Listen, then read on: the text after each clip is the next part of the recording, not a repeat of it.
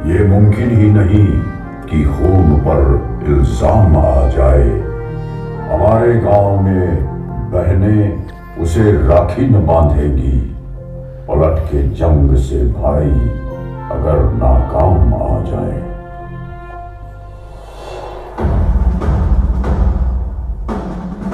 मैं कैलाश पर्वत। और आज मैं आपको एक आंखों देखी कहानी सुनाऊंगा। उस पराक्रम की कहानी जो मानवीय शक्ति और सामर्थ्य से भरे, उस शौर्य की कहानी जिसे हमने आंखों से न देखा होता तो किंवदंती कहकर छुड़ा थी। उस अदम्य साहस की कहानी जो घटते हुए तापमान के साथ और बढ़ा। उस युद्ध की कहानी जो भारत के रणबांकुरों में आखिरी गोली सांस तक था।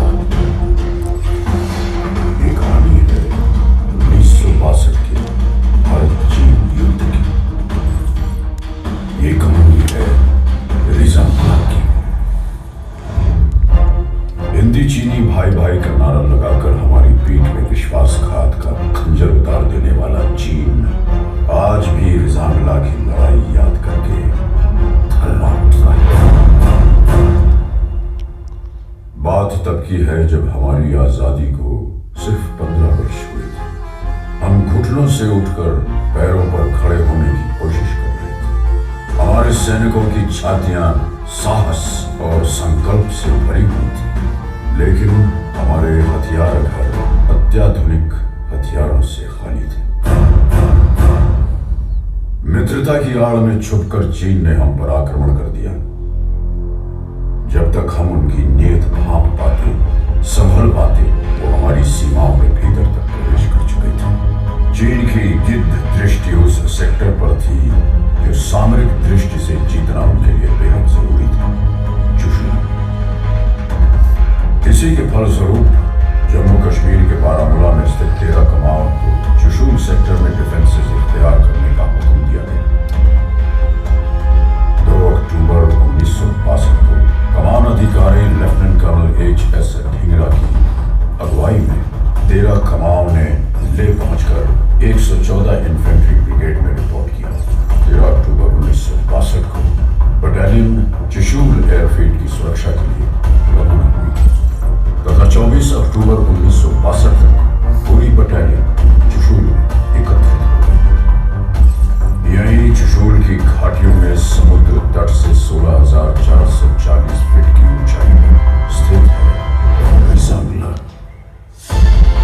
रिजांगला दक्षिण पूर्वी दिशा में एक प्रहरी की तरह खड़ा है और चुशूल घाटी को दिन रात सुरक्षा प्रदान कर रहा है।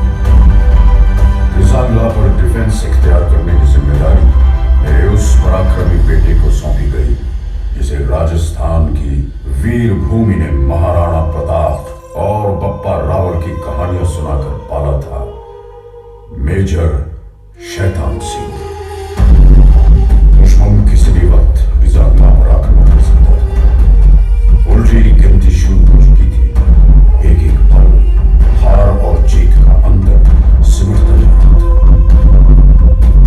मेजर शैतान सिंह ने पलक झपकने की प्रतीक्षा भी नहीं की। रिजांगला पर अपनी कंपनी द्वारा डिफेंस इख्तियार कर दिया। इन बर्फीली घाटियों पर तापमान 0 से 40 डिग्री नीचे तक फिसल जाता है और विज्ञान कहता है कि इंसान का शरीर इतनी ठंड बर्दाश्त करने के लिए नहीं बनता। एक बार तापमान शरीर के अंदर प्रवेश कर गया तो हृदय गति रुकने का डर नहीं। लेकिन अगर कोई ये कहे कि उसे मौत से डर नहीं लगता तो या तो वो झूठ बोल रहा है या फिर वो भारत का सिपाही है। मेजर और उनके लड़ाकों को तापमान की नहीं, हिंदुस्तान की फिक्र थी। 18 नवंबर 1962 प्रातः 4 बजे नायक हुकुमचंद के नेतृत्व में नंबर 8 प्लेटून के एक पेट्रोल ने भारी संख्या में दुश्मन को अपनी प्लेटून की तरफ बढ़ते देखा। उन्होंने तुरंत प्री लाइट फायर और लाइट मशीन गन की बर्स्ट से सबको अलर्ट किया। जिसके फलस्वरूप पूरी कंपनी स्टैंड में आ गई। मेजर शैतान सिंह ने सभी प्लेटून कमांडरों को हुक्म दिया कि वो अपने अपने इलाके के आगे पेट्रोल भेजें ताकि दुश्मन के बारे में अधिक से अधिक जानकारी हासिल की जा सके। जिसके बाद तमाम पेट्रोल्स ने भारी संख्या में चीनी सैनिकों के मौजूद होने की पुष्टि की। सवेरे 5 बजे दुश्मन ने हमारे नंबर 7 और नंबर 8 प्लेटून पर सामने से हमला बोल दिया। दुश्मन का आक्रमण बहुत भारी था, लेकिन हमारी वीरता को हल्का समझने की गलती चीनी कर चुके थे। हमने अपनी लाइट मशीन गन और मोटर्स का मुंह खोल दिया और देखते ही देखते लाशों की ढेर लगा दिए। ज्यादातर चीनी मारे गए और जो बच गए वो जान बचाकर पीछे भागे। सामने से आक्रमण विफल होने के पश्चात दुश्मन ने दूर से गोलीबारी शुरू कर दी। जमादार हरिराम के नेतृत्व में हमने इस गोलीबारी का डट के मुकाबला किया, लेकिन वो गिनती में बहुत ज्यादा थे और हम बहुत कम। चीन की सेना ने इस इलाके पर कब्जा कर लिया और हमारे वीर सिपाही संगीनों पर सर रख के हमेशा के लिए सो गए।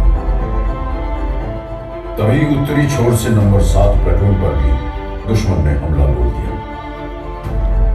जमादार सुरजा ने 3 इंच मोटर सेक्शन को आगे बढ़ते दुश्मन को निशाना बनाने का हुक्म दिया। मोटर सेक्शन ने कारगर फायर डालते हुए दुश्मन को भारी नुकसान पहुंचाया। दुश्मन ने अतिरिक्त जवानों और मीडियम मशीन गन के साथ फिर से हमला किया। इस बार लड़ाई सिर्फ बंदूकों और गोलियों से नहीं, हाथों से भी लड़ी गई। कुश्तीबाज लांस नायक सिंहराम यादव ने 10 चीनी सैनिकों को बालों से पकड़कर चट्टानों पे पटक पटक कर मार डाला। उनकी फौलादी भुजाओं से टकरा के चीनियों के हौसले चढ़क गए। इस प्लेटून के समस्त सैनिक अटल शौर्य के साथ लड़े और हंसते हंसते वीर गति। अब दुश्मन अपने आक्रमण का रुख प्लेटून नंबर 9 की ओर मोड़ चुका था। चीनियों ने भीषण गोलीबारी की और हमने एक एक गोली के जवाब में 10-10 छातियां आगे कर दी। मैंने अपनी आंखों से देखा मेजर शैतान सिंह का शौर्य। मैंने देखा उस जाबाज का जलाल, देखा कि कैसे उसके सीने से टकरा के संगीनों की धार मुड़ गई और कैसे उसकी ललकार सुन के चीनी आंखों की नींद उड़ गई। मेजर शैतान सिंह के बदन में चीन का लोहा घुसता रहा और वो दिलेर चीनियों की बुजदली पर हंसता रहा। बदन खून से लथपथ था, लेकिन आवाज में बिजलियां अब तक कड़क रही थी। मेजर शैतान सिंह ने अपने सिपाहियों को ललकारा, काट देना या कटना, पर सौगंध है तुम्हें भारत मां की, पीछे मत हटना। मेजर शैतान सिंह पूरी तरह घायल थे। उन्हें फौरन सुरक्षित ठिकाने की तरफ बढ़ने का आदेश दिया गया, लेकिन उन्होंने इनकार कर दिया। उन्होंने नायक रामचंद्र यादव और उनके साथ एक और जवान को बटालियन हेडक्वार्टर भेज दिया ताकि वो दुश्मन के आक्रमण की खबर पहुंचा सके। मेजर शैतान सिंह आखिरी गोली और आखिरी सांस तक लड़े, फिर भारत मां के चरणों में अपने प्राणों की आहुति चढ़ाई। तकरीबन 16 घंटों तक चले इस महासंग्राम में चीन ने 1300 सैनिक, चीन के अखबारों में भी भारतीय सैनिकों की वीरता के किस्से छपे। ऐ शहीद मुल्को मिल्लत, मैं तेरे ऊपर निसार, अब तेरी हिम्मत के चर्चे गैर की महफिल में हैं। मेजर शैतान सिंह और उनके साथियों ने चीनियों की हिम्मत तोड़ दी। उन्होंने चुशूल पर कब्जा करने का विचार हमेशा हमेशा के लिए छोड़ दिया। युद्ध के 3 महीने बाद फरवरी 1963 में भारतीय फौजी वहां पहुंचे तो देखा कि बर्फ में सिपाहियों के बदन अकड़ गए थे, लेकिन हाथ से बंदूकें नहीं छूटी थी। सिंह को उनकी उत्कृष्ट वीरता, अदम्य साहस, दृढ़ निश्चय और पराक्रम के लिए मरणोपरांत भारतीय सेना के सर्वोच्च सम्मान परमवीर चक्र से अलंकृत किया गया। मिर्जांगला के युद्ध में वीरता की नई गाथा लिखने वाले जवानों को एक अति विशिष्ट सेवा मेडल, 8 वीर चक्र, 4 सेना मेडल और एक मेंशन इन डिस्पैच प्रदान किया गया।